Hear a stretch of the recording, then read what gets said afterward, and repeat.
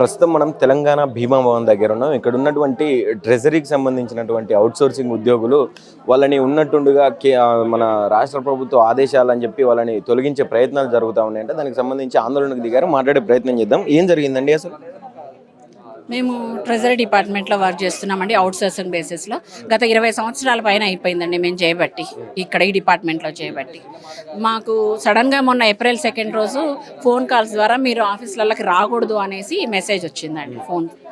సరే అనేసి 3rd రోజు మేము ఇక్కడికి వచ్చాము కూడా, మళ్ళీ సార్ని కలిసాము. ఇట్లా అంటే మాకు ఫైనాన్స్ నుంచి వచ్చిందమ్మా, కాబట్టి మేము మీకు చెప్పాము, ఇంటిమేట్ చేశాము అని అన్నారు. సార్ మరి మేము ఇన్నేళ్ల నుంచి చేస్తున్నాం కదా, మాకు ఎట్లా అది అని అడిగితే, సరే వెళ్ళండి చూద్దాంలేండి, మేము మళ్ళీ ఫైనాన్స్ని అడుగుతాము చేస్తాము అని చెప్పారు.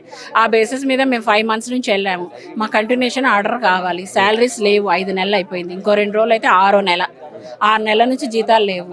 మా కుటుంబాలన్నీ చాలా ఇబ్బందికరంగా ఉన్నాయి. ఇంకా కొంతమంది కూడా రాలేదు. ఎందుకు రాలేదు అంటే వాళ్ళు బస్ ఛార్జీలు కూడా పెట్టుకోలేని పరిస్థితిలో ఉన్నారనమాట. అడిగాము. అడిగితే ఇప్పుడు ప్రజెంట్ ఏమంటారు, జేఏలు వచ్చారు, వాళ్ళ వల్ల మీకు ఎక్సెస్గా ఉన్నారు, మిమ్మల్ని తీసేస్తున్నాము అని అంటున్నారు అనమాట.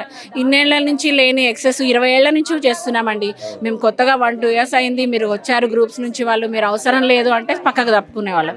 20 ఏళ్ల నుంచి చేస్తున్నాం, మాకు అప్పటి నుంచి లేనిది ఇప్పుడు మమ్మల్ని సడన్గా తీసేస్తే మాకు చాలా ఇబ్బందిగా ఉందండి. మా కుటుంబాలన్నీ చాలా సఫర్ అవుతున్నాం. మేమైతే మా వర్క్ వేరేనే ఉంటుంది. మేము కంప్యూటర్ వర్కే, మేము చేసే వరకు కంప్యూటర్ వర్కేనండి. వాళ్ళు ప్రధానంగా ఏం చెప్తున్నారు? ప్రభుత్వ ఆదేశాల మేరకే తొలగించడం జరుగుతుంది. ఆదేశాల మేరకే మిమ్మల్ని వద్దని అంటున్నాము అంటే అట్లీస్ట్ మాకు పేపర్ మీద ఇవ్వలేదు, ఏమి ఇవ్వలేదు. జస్ట్ ఫోన్ కాలే, మెసేజ్ కూడా కాదు. అదే కదండి, ఇన్నేళ్ల నుంచి చేస్తున్నాం, ఎలా వదులుకుంటామండి? అందరం 45 to 50+ ఉన్నాం అందరం. ఇప్పుడు సడన్గా తీసేస్తే మేము రోడ్డున, మా కుటుంబాలన్నీ రోడ్డున, పిల్లలందరూ కొంచెం సెటిల్ అయ్యే టైంలో మేము ఇంకా వాళ్ళకు ఫీజులు కట్టుకునేది ఉంది, ఇవన్నీ కట్టుకునేది ఉంది. చేసామండి. మొదలు ఇక్కడ సార్ వాళ్ళని అడగకుండా మేము అక్కడ దాకా వెళ్ళలేము కదండి. మా డిపార్ట్మెంటే ట్రెజరీ డిపార్ట్మెంట్, ఫైనాన్స్కి లింకప్ అయి ఉన్న డిపార్ట్మెంట్ మా డిపార్ట్మెంట్. అందుకోసమని ఇక్కడ సార్ వాళ్ళని, పెద్దవాళ్ళని కన్సల్ట్ చేయకుండా మేము వాళ్ళని దాటి మేము వెళ్ళకూడదు కదా, ఆ ఉద్దేశం. వీళ్ళతో మాట్లాడే ప్రయత్నం చేశామండి, చాలాసార్లు వచ్చాము, వెళ్ళాము, అవుతుంది అని అన్నారు. కాకపోతే ఇక అవుతుంది అనడానికి 1 month 2 months 5 months అయిపోయింది, ఆల్రెడీ 6 months నుంచి జీతాలు లేవు మీకు. ఇదే సమస్య మీద కొట్లాడుతుంది. సమస్య మీద మాకు కావాల్సింది కంటిన్యూషన్ ఆర్డర్ రావాలి, 5 నెలల నుంచి మాకు జీతాలు కావాలి, అది మేము అడుగుతున్నాం. ఏం చెప్తారండి మీరు? అంటే దాదాపు ఒక 5 నెలల నుంచి ఇప్పటిదాకా జీతాలు లేవు అని చెప్తా ఉన్నారు. అంటే ఎలాంటి క్లారిటీ ఇచ్చిర్రు అసలు మీరు మీకు సంబంధించినటువంటి అధికారులను అడిగారు? అయితే వస్తుంది, వెయిట్ చేయండి అన్నట్టు అన్నారు. మేము కూడా వెయిట్ చేస్తున్నాము 1 month 2 months, ఇప్పుడు 5 months అయింది. 5 months నుంచి వెయిట్ చేస్తూనే ఉన్నాము, కానీ ఇప్పటి వరకు కంటిన్యూషన్ రాలేదు. ప్లస్ మరి 5 months నుంచి సాలరీ లేదు. ఇంకా ఏం చేయక మేము ఇక్కడికి రావాల్సి వచ్చింది. సార్ని మళ్ళీ ఒకసారి కన్సల్ట్ అవుదామని చెప్పేసి వచ్చినాము. అసలు ఇప్పుడు మధ్యలో తీసేస్తా అని చెప్పేసి చెప్తే మేము ఎక్కడికి వెళ్ళాలి, వెళ్ళలేని పరిస్థితి ఇప్పుడు. అది అర్థం కాక రేవంత్ రెడ్డి గారు ప్రచారాలలో అంటే ప్రభుత్వ ఆదేశాలని చెప్తా ఉన్నారు కదా, అవుట్ సోర్సింగ్ ఉద్యోగులు ఏ రంగాలలో ఉన్నా కూడా మేము పర్మనెంట్ చేస్తామని చెప్పారు కదా. చేస్తా అని అన్నారు, కానీ ఇంతవరకు మాత్రం ఏమీ లేదు. ఉన్న వాళ్ళని తొలగిస్తున్నారు. మాకేం మెసేజ్ చేయలేరు, ఏం ఓన్లీ ఫోన్ కాల్, ఒక ఫోన్ కాల్ మాత్రమే వచ్చింది అంతే, మీరు రావద్దు అని చెప్పేసి. అంతే తప్ప వేరేది ఏం లేదు. మేము ఎటెళ్ళాలి అసలు అర్థం కాకుండా ఉన్నది పరిస్థితి. అందరి కుటుంబాలన్నీ రోడ్డు మీద పడుతున్నాయి కదా. మాకు మేము 81 members ఉన్నాము, మొత్తం 81 members ఉన్నాము ఇక్కడ. అందరికీ కంటిన్యూషన్ వచ్చింది, మాకు మాత్రమే రాలేదు, ట్రెజరీకి మాత్రమే రాలేదు. మరి ఎందుకు రాలేదు అన్నది మాకు ఇంతవరకు ఏం అర్థం కాకుండా ఉన్నది.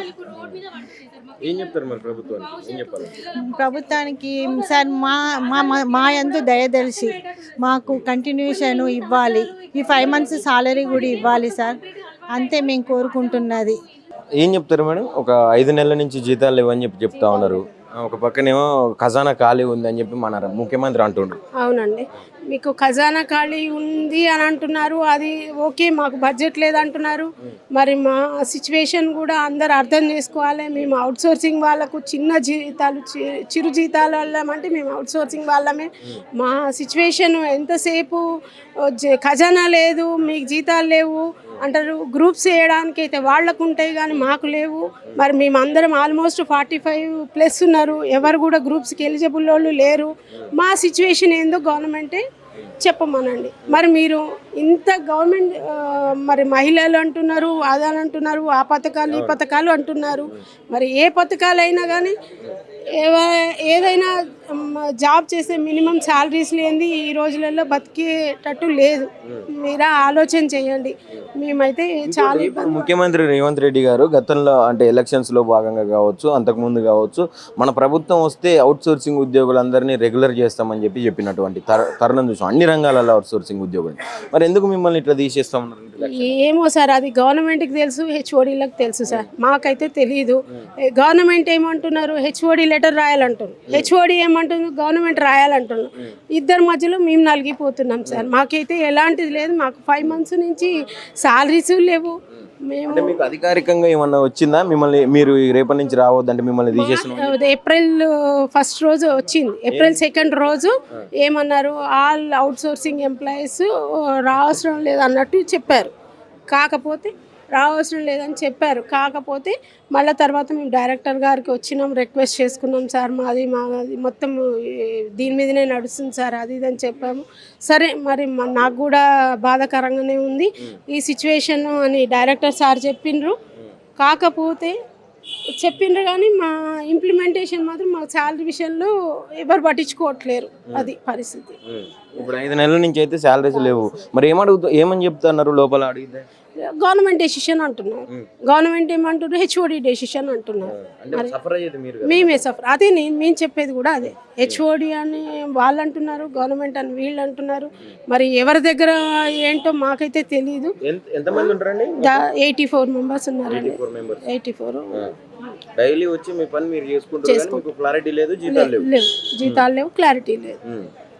మరి ఏం చేద్దాం అనుకుంటున్నారు? ఏం చేసేది ఏం లేదు సార్. మేము చేసేది ఏముంటుంది ఇప్పుడు ప్రస్తుతం మేము ఏం చేయలేని పరిస్థితికి ఇవాళ ఇది ఆశ్రయించాల్సి వస్తుంది. మా పరిస్థితి మేము ఏం చేయలేని పరిస్థితి ఇప్పుడు.